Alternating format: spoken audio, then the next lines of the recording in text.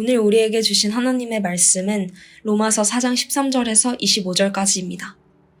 아브라함이나 그 후손에게 세상의 상속자가 되리라고 하신 언약은 율법으로 말미암은 것이 아니요 오직 믿음의 의로 말미암은 것이니라.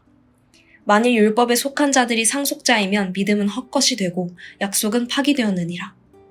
율법은 진노를 이루게 하나니 율법이 없는 곳에는 범법도 없느니라. 그러므로 상속자가 되는 그것이 은혜에 속하기 위하여 믿음으로 되나니 이는 그 약속을 그 모든 후손에게 굳게 하려 하심이라. 율법에 속한 자에게 뿐만 아니라 아브라함의 믿음에 속한 자에게도 그러하니 아브라함은 우리 모든 사람의 조상이라. 기록된 바 내가 너를 많은 민족의 조상으로 세웠다 하심과 같으니 그가 믿은 바 하나님은 죽은 자를 살리시며 없는 것을 있는 것으로 부르시는 이시니라. 아브라함이 바랄 수 없는 중에 바라고 믿었으니 이는 내 후손이 이 같으리라 하신 말씀대로 많은 민족의 조상이 되게 하려 하심이라. 그가 백세나 되어 자기 몸이 죽은 것 같고 사라의 태가 죽은 것 같음을 알고도 믿음이 약하여지지 아니하고 믿음이 없어 하나님의 약속을 의심하지 않고 믿음으로 견고하여져서 하나님께 영광을 돌리며 약속하신 그것을 또한 능히 이루실 줄을 확신하였으니 그러므로 그것이 그에게 의로 여겨졌느니라. 그에게 의로 여겨졌다 기록된 것은 아브라함만 위한 것이 아니요 의로 여기심을 받을 우리도 위함이니 곧 예수 우리 주를 죽은 자 가운데서 살리신 이를 믿는 자니라. 예수는 우리가 범죄한 것 때문에 내줌이 되고 또한 우리를 의롭다 하시기 위하여 살아나셨느니라. 아멘.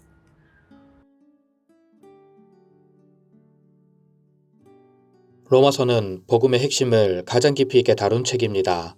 예수 그리스도의 십자가 복음이 어떻게 유대인을 넘어 이방인에게도 동일하게 적용되는지를 설명합니다.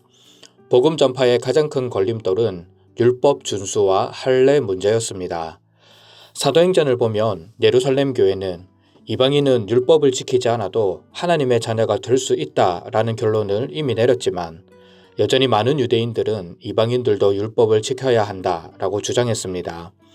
특히 로마 교회는 유대인과 이방인이 함께 모인 공동체였기 때문에 이 갈등이 더 심각했습니다. 그래서 바울은 로마서를 통해 이 문제를 신학적으로 명확히 정리하며 복음이 모든 사람에게 동일하게 주어지는 하나님의 은혜임을 설명하고 있는 것입니다.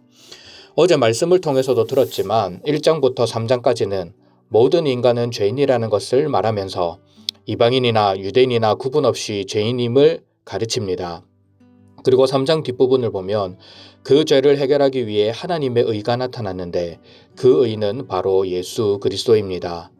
로마 교회 공동체가 가졌던 문제는 어떻게 율법을 준수하지 않는 이방인들이 그리스도인이 될 수 있느냐의 문제였는데 바울은 4장에 아브라함의 예를 들어 그 원리를 설명합니다.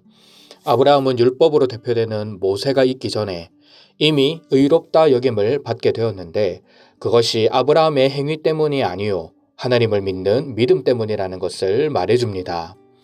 오늘 우리가 읽은 본문이 바로 그 흐름 속에 자리하고 있습니다. 이 본문은 로마서의 문맥에서 매우 중요한 역할을 합니다. 아브라함의 상속자를 언급하면서 아브라함의 후손은 단지 유대인이 아니라 믿음으로 하나님을 바라보는 모든 이방인들까지 포함된다는 사실을 보여주고 있기 때문입니다. 바울은 더 나아가 설명합니다. 아브라함이 현실적으로는 전혀 가능성이 없어 보였지만 그럼에도 바라고 믿은 그 믿음이 자신의 의가 되었다라고 말합니다. 이는 곧 예수 그리스도를 죽은 자 가운데서 살리신 하나님을 믿는 우리의 믿음이 의가 되는 것과 동일한 원리라고 논증합니다. 이렇게 바울은 로마서 4장 전체를 통해 이 신칭이 행위나 율법이 아니라 믿음으로 의롭다 하심을 받는 이 진리를 아브라함의 삶으로 증명해 나갑니다. 그리고 이는 복음이 유대인에게만 머문 것이 아니라 믿는 모든 이방인에게까지 확장되었음을 분명하게 드러냅니다. 이런 흐름 속에서 오늘 본문은 우리에게 두 가지 중요한 은혜를 보여줍니다. 첫째는 우리가 율법적인 행위가 아니라 하나님의 은혜의 약속을 붙들어야 한다는 것입니다. 13절 말씀을 보십시오. 아브라함이나 그 후손에게 세상의 상속자가 되리라고 하신 언약은 율법으로 말미암은 것이 아니요 오직 믿음의 의로 말미암은 것이니라. 하나님께서는 여전히 자녀가 없어 고민하던 아브라함에게 그의 몸에서 난 후손을 통해 온 세상이 상속될 것이라는 놀라운 약속을 주셨습니다. 그 약속은 율법 때문에 주어진 것이 아닙니다. 율법이 주어지기 훨씬 이전 하나님이 직접 주신 언약의 약속이었습니다. 그리고 그 약속은 인간의 순종 여부나 행위에 달린 조건부 약속이 아닙니다. 하나님의 일방적인 은혜에 기초한 약속이었습니다. 아브라함이 잘해서 주신 약속이 아니라 하나님께서 은혜로 먼저 찾아와 주신 것입니다. 바울은 바로 이 지점에서 유대인들이 붙들고 있던 율법으로 얻는 구원의 관점을 완전히 무너뜨립니다. 유대인들은 율법을 철저히 지켜야만 의롭다 여김을 받고 그래야 하나님의 약속이 이루어진다라고 믿었습니다. 하지만 아브라함은 율법이 있기 전부터 하나님을 믿어 의롭다 여김을 받았습니다. 아브라함의 후손 또한 16절 말씀을 보시면 율법을 지키는 자뿐만 아니라 믿음에 속한 자도 아브라함의 후손이다라고 말하고 있습니다. 이것이 하나님께서 아브라함에게 맺어주신 언약입니다.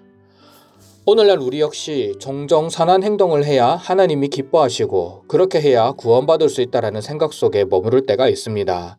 그러나 바울은 단호하게 말합니다. 믿음이란 내가 행한 무엇을 내세우는 것이 아니라 하나님이 이미 이루신 일을 전적으로 의지하는 것이다. 하나님의 은혜의 약속을 붙드는 것이 바로 믿음이며 그 과정에 우리의 행위는 조금 더 기여하지 못하는 것입니다. 이것이야말로 우리 존재 전체를 뒤흔드는 복음의 놀라운 은혜입니다. 이 약속에 복음의 능력이 드러납니다. 예수 그리스도의 부활의 복음이 우리 인생 깊숙이 들어와 소망 없이 세상의 것만 쫓던 우리에게 더 높은 가치와 더 위대한 약속이 있음을 알려줍니다. 그리고 이 약속은 우리가 무엇을 잘해서 얻는 것이 아닙니다. 이렇게 해야 하고 저렇게 해야 얻을 수 있는 조건부 약속도 아닙니다. 전적인 하나님의 은혜, 하나님이 주시는 값없는 선물입니다. 혹시 우리 가운데 믿음의 풍성함을 잊어버린 채 바리새인처럼 율법적 신앙 안에 머물러 있는 분이 계십니까? 그렇다면 이 시간 다시 하나님의 은혜의 약속을 붙드십시오. 예수 그리스도의 복음 안에서 주어지는 놀라운 자유와 은혜를 반드시 누리게 될 것입니다. 둘째로 믿음은 현실을 외면하지 않으면서 하나님의 약속을 붙드는 것입니다. 바울은 아브라함의 믿음을 이렇게 설명합니다. 17절 그가 믿은 바 하나님은 죽은 자를 살리시며 없는 것을 있는 것으로 부르시는 이시니라.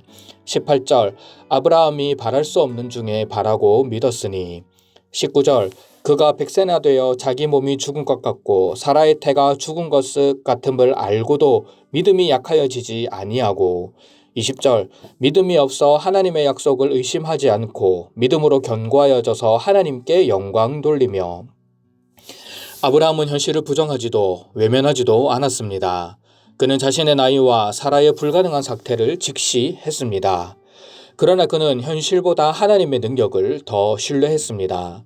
하나님께서 약속하셨기 때문에 반드시 이루실 것이다 라는 믿음과 신뢰를 가진 것입니다. 우리의 상황도 다르지 않습니다. 우리가 마주하는 현실은 결코 쉽지 않습니다. 예수님만 잘 믿으면 내 삶은 비단길처럼 펼쳐질 것이라 기대했지만 실제로 찾아오는 것은 더 큰 어려움일 때가 많습니다. 하나님의 약속을 붙들고 살아가지만 아브라함처럼 약속과 현실 사이에서 답답함을 느끼며 오래 기다려야 할 때도 있습니다. 하나님의 은혜를 경험했음에도 불구하고 여전히 해결되지 않은 현실 앞에서 마음이 눌릴 때도 있습니다. 그러나 여러분, 부활하신 예수님께서 우리 안에 소망의 싹을 틔워 주셨습니다.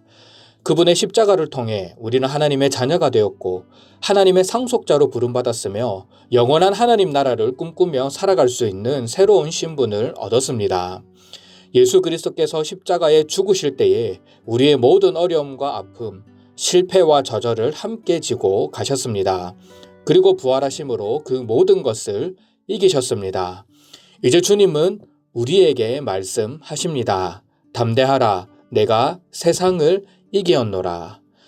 그렇기에 우리는 현실을 외면하지 않으면서도 하나님의 능력을 바라보며 다시 일어설 수 있습니다.